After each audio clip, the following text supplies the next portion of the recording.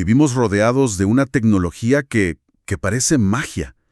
Pedimos comida con un clic, hablamos con alguien al otro lado del mundo al instante.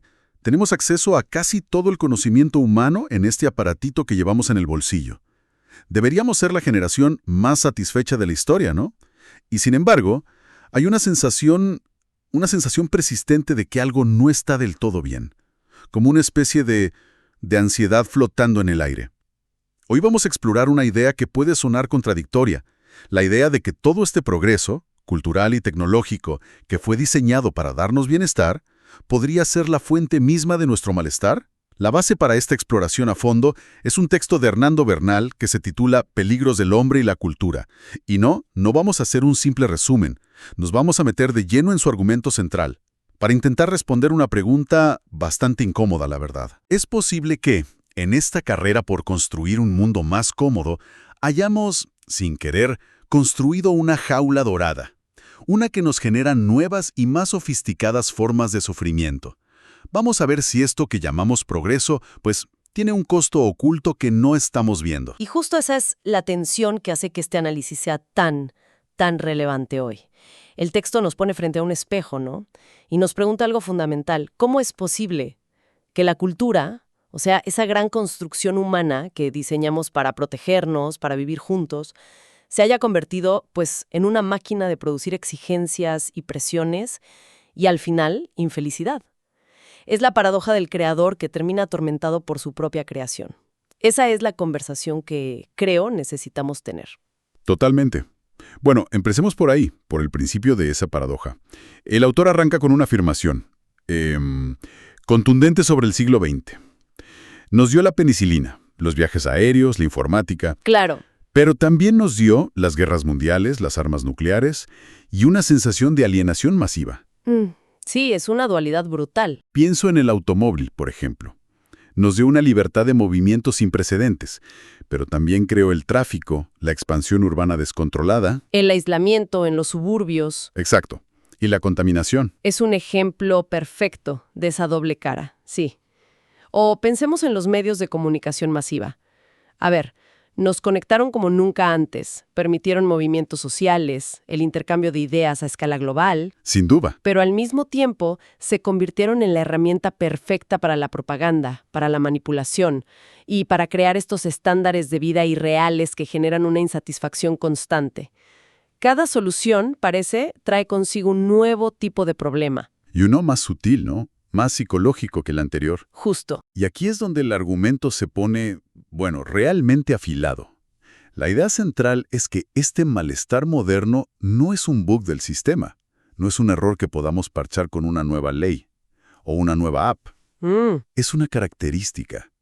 El sistema funciona como fue diseñado y el malestar es una consecuencia directa, inevitable. Y esa es una idea que te obliga a repensar por completo lo que entendemos por bienestar. Y lo fascinante aquí es que el análisis no se queda en culpar a la tecnología o a la política. No, va mucho más profundo. ¿A dónde apunta? A la propia naturaleza humana. La propuesta es que existe un elemento en nuestra estructura psíquica, una contradicción fundamental, que nos impulsa a la vez a pintar la Capilla Sixtina y a diseñar cámaras de gas. O sea, no es un problema que venga de fuera, es un conflicto que llevamos dentro. ¡Wow! Somos por naturaleza seres capaces de la más sublime creación y de la más metódica destrucción. Entiendo, pero, a ver, ¿eso no suena un poco determinista? Casi pesimista. O sea, ¿estamos condenados por nuestro propio hardware a boicotear nuestra felicidad? Porque si el problema está en nuestra psique, ¿qué esperanza nos queda? Es una pregunta excelente. Y no creo que la idea sea el pesimismo, sino el realismo.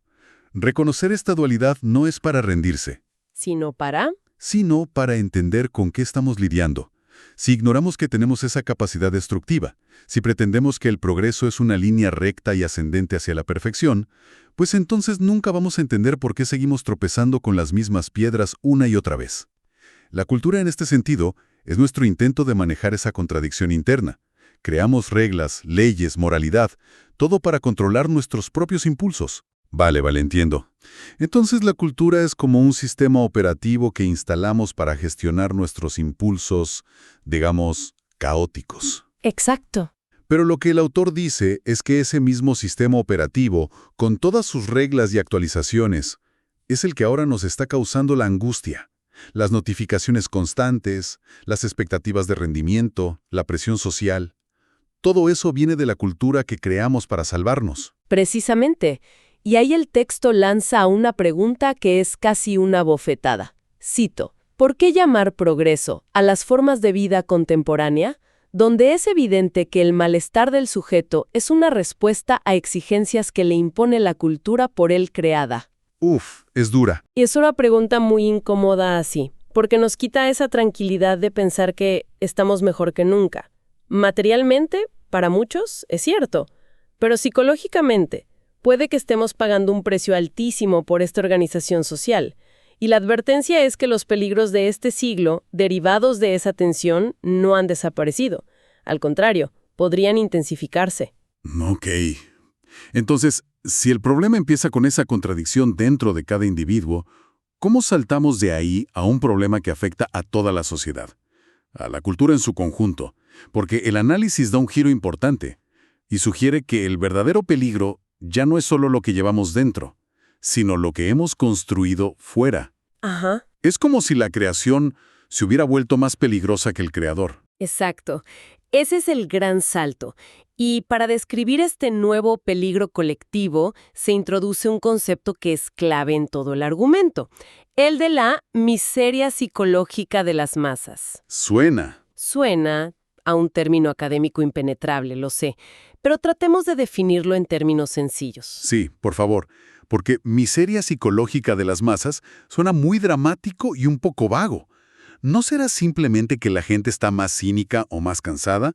¿Qué evidencia concreta hay para decir que es un fenómeno nuevo y realmente peligroso? Claro, pensemos en ello como una especie de fatiga social. No es la tristeza individual de una persona con depresión, no. Es un agotamiento colectivo, una pérdida de fe generalizada en los grandes proyectos comunes. En las ideologías. En las ideologías, en las instituciones y sobre todo en las figuras que tradicionalmente nos unían. Es ese momento en que la gente deja de mirar hacia arriba, al líder, al Estado, a la religión, en busca de dirección, y empieza a mirar hacia los lados. A su grupo inmediato, a su tribu. Justo, para encontrar un sentido de pertenencia y de identidad. Ah, eso lo cambia todo. No es solo estar triste, es un cambio en la dirección de la lealtad.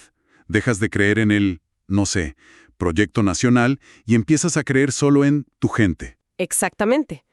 Y es justo ahí, en ese cambio de mirada, donde el autor dice que los líderes tradicionales se volvieron impotentes.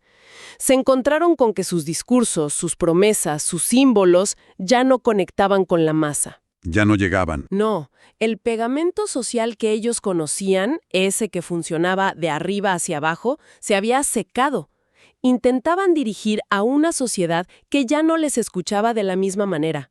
Para que esto no quede en el aire, el texto nos da un ejemplo, que es brillante por lo concreto que es. El fenómeno de las barras bravas en el fútbol. Sí. Es una imagen potentísima. Tienes un grupo con una cohesión interna increíble, con rituales, códigos, una lealtad a prueba de balas. Pero esa lealtad no es hacia el presidente del club, ni hacia el entrenador, no. Para nada. Es hacia el compañero que tienes al lado en la grada. Analicemos ese ejemplo porque es una radiografía perfecta del fenómeno. Tradicionalmente, pensamos que la cohesión de un grupo viene de un liderazgo fuerte o una ideología compartida que se imparte desde arriba. Claro, el modelo vertical. Un líder te la da el reconocimiento de tu par, de tu semejante. El poder, las reglas, el sentido de pertenencia, todo emana de la dinámica interna del grupo, no de una autoridad externa. Y por eso son tan impredecibles. Y tan difíciles de controlar para las estructuras tradicionales. Pero, un momento, a ver. ¿Este tipo de grupos son realmente nuevos? ¿Siempre han existido? Organizaciones con lealtades internas muy fuertes que desconfían de la autoridad central. Pienso en, no sé, los gremios medievales, las sociedades secretas, incluso la mafia.